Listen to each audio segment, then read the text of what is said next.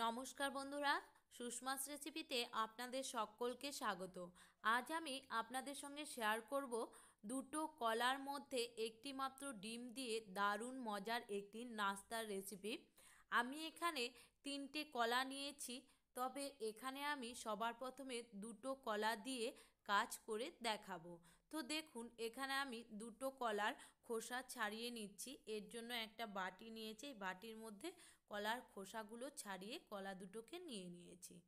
এবারে এই যে কলাটা রয়েছে, এই কলাটাকে আমি পরে ব্যবহার করব।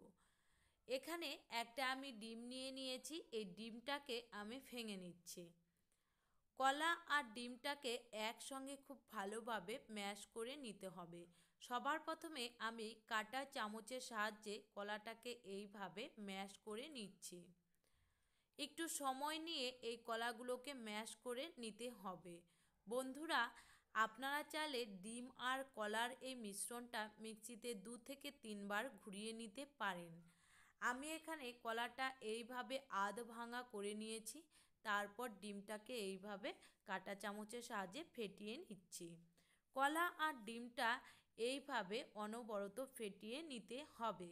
ডিমটা যখন ভালোভাবে ফেটানো হয়ে যাবে, কলাটা আধ ফাটানো হবে, তখন আমি এখানে দিয়ে দিচ্ছি চায়ের কাপের হাফ কাপ চিনি।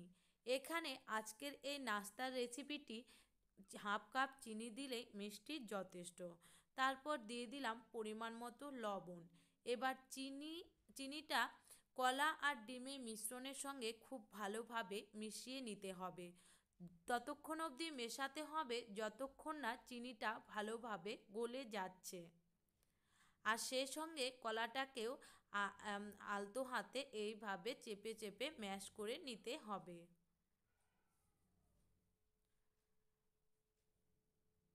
বন্ধুরা, আমি এখানে 5 মিনিট পর দেখাচ্ছি। দেখুন, চিনিটা অনেক গলে গিয়েছে আর কলাটাও কিন্তু অনেকটাই ম্যাশ হয়ে গিয়েছে। এবারে এখানে আমি বাকি উপকরণগুলো যোগ করে দেব। দেখুন, এখানে আমি নিয়েছি চায়ের কাপের 4 ভাগের 1 ভাগ সাদা তেল। এবারে এখানে আমি দিয়ে দেব 1 চামচ ভ্যানিলা এসেন্স। এতে কিন্তু ডিমের আষ্টে গন্ধটা থাকবে না। যদি ভ্যানিলা এসেন্স না থাকে তাহলে এলাচ গুঁড়োও দিতে পারেন। তারপর দিয়ে দিলাম চা চামচের 1 চামচ বেকিং পাউডার। এবার এই সমস্ত উপকরণ ডিম আর কলার মিশ্রণের সঙ্গে খুব ভালোভাবে মিশিয়ে নিতে হবে। বিশেষ করে বেকিং পাউডারটা খুব ভালোভাবে মিশিয়ে নিতে হবে, যাতে কোনো গুটি গুটি না থাকে। এই মিশ্রণটা হাতে একটু সময় নিয়ে 5 থেকে 6 মিনিটের মতন খুব ভালোভাবে মেশাতে হবে। এতে আপনার এই নাস্তার রেসিপিটা অনেকটাই নরম তুলতুলে হবে আর অনেকটাই কিন্তু ফ্লাফি হবে। বন্ধুরা, আমি এই কলা আর ডিমের মিশ্রণটাকে 5 মিনিট পর দেখাচ্ছি। এবার এই মিশ্রণের মধ্যে আমি দিয়ে দেব 1 কাপ ময়দা। এই ময়দার সঙ্গে আমি খুব ভালোভাবে ব্যাটারটিকে মিশিয়ে নেব। বন্ধুরা, 1 কাপ ময়দা দিয়ে মেশানোর পর যদি দরকার হয় আমি পরে আরও ময়দা দিয়ে দেব। তবে সবার প্রথমে বেশি করে ময়দা দিলে ব্যাটারটি ঘন হয়ে যাওয়ার সম্ভাবনা থাকবে। তাই 1 কাপ ময়দা দিয়ে আমি এইভাবে খুব ভালোভাবে মিশ্রণটিকে মিশিয়ে নিচ্ছি। দেখুন, এটা মিশিয়ে নেওয়ার পর এখানে যে নাস্তাটা আমি তৈরি করব, এর জন্য ব্যাটারটা অনেকটাই পাতলা রয়েছে। তো বন্ধুরা, আমি এখানে আরও হাফ কাপ ময়দা দিয়ে দিচ্ছি। এবার এই হাফ কাপ ময়দার সঙ্গে আমি মিশ্রণটাকে আবারও ভালোভাবে মিশিয়ে নেব। আবারও বলছি, আজকের এই রেসিপিটিতে মিশ্রণটা যতটা ভালোভাবে মেশাবেন ততটাই কিন্তু ফ্লাফি নরম তুলতুলে হবে। তো এখানে আমার টোটাল ময়দা লেগে গেল 1.5 কাপ।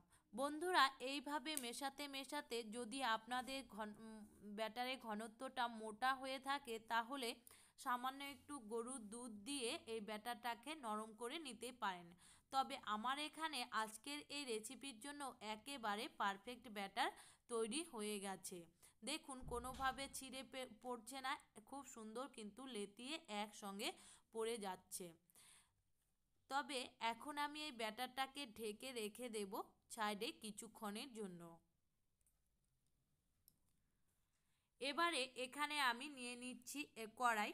আজকের এই রেসিপিটা আমি সরাসরি কড়াতে বানিয়ে দেখাবো। এই শুকনো কড়ার মধ্যে আমি 2 চামচ সাদা তেল দিয়ে দিলাম। এই 2 চামচ সাদা তেল খুব ভালোভাবে কড়াইয়ের গায়ে আমি মাখিয়ে নিয়েছি। এবার তেলের ওপর দিয়ে ছড়িয়ে দিচ্ছি শুকনো ময়দা। এতে যে নাস্তাটা তৈরি করব, নাস্তাটা কিন্তু খুব সুন্দর ডিমোল্ট হয়ে বেরিয়ে আসবে। এবার দেখুন যে কলাটা আমি রেখেছিলাম সেই কলাটা আমি এখানে ব্যবহার করছি। এই কলাটাকে এবার আমি ছোট ছোট টুকরো করে কেটে নেব। ছোট ছোট টুকরো করে কলাটা কেটে নেওয়ার পর এইভাবে একটু গ্যাপ রেখে রেখে কলার টুকরোগুলো আমি কড়ার নিচে বসিয়ে দিচ্ছি।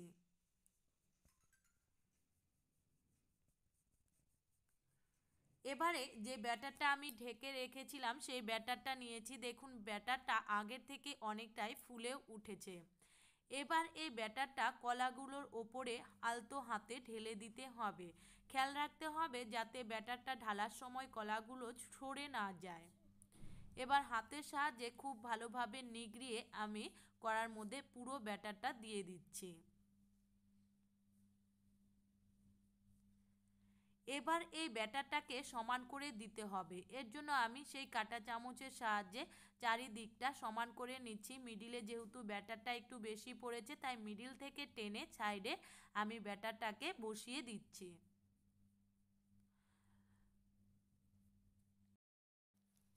তো দেখুন কড়াতে ব্যাটারটা খুব ভালোভাবে সেট হয়ে গেছে। এবার কড়ার সাইডে যে এক্সট্রা ময়দাটা লেগে আছে শুকনো, সেই ময়দাটা আমি এইভাবে হাতের সাহায্যে মুছে দিচ্ছি। তো বন্ধুরা দেখুন ব্যাটারটা একেবারে সেট হয়ে গেছে।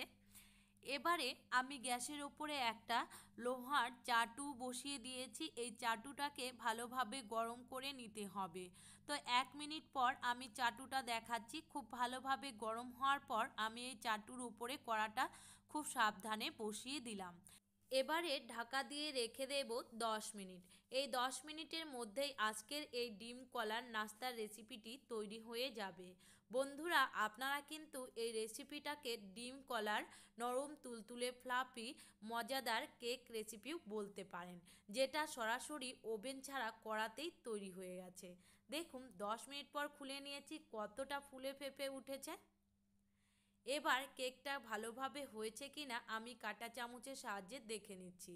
দেখুন কাঁটা চামচটা একেবারে পরিষ্কার বাইরে বেরিয়ে আসছে। এতেই বুঝতে হবে খুব সুন্দর কিন্তু আজকের এই নাস্তার রেসিপিটা তৈরি হয়ে গেছে।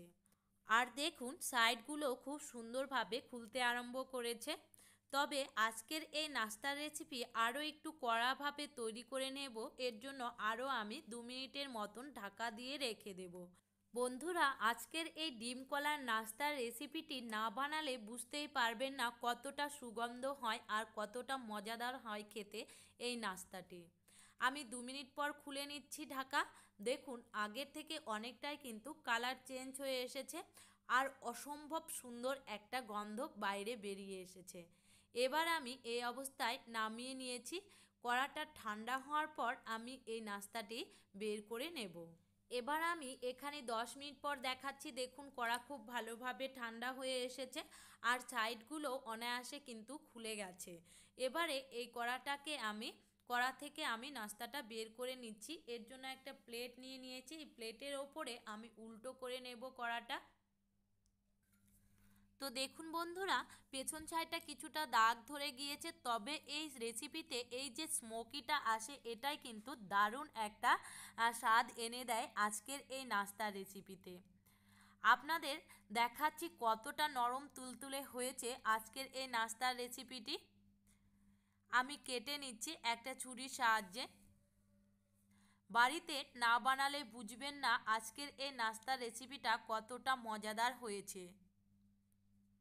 একবার হলেও বাড়িতে এইভাবে ডিম আর কলা দিয়ে নাস্তার রেসিপিটি বানিয়ে দেখবেন। খেতে অসম্ভব লোভনীয়। দেখুন কতটা জালিদার হয়েছে, খুবই নরম তুলতুলে। আর দেখুন কলাটা কিন্তু দেখা যাচ্ছে।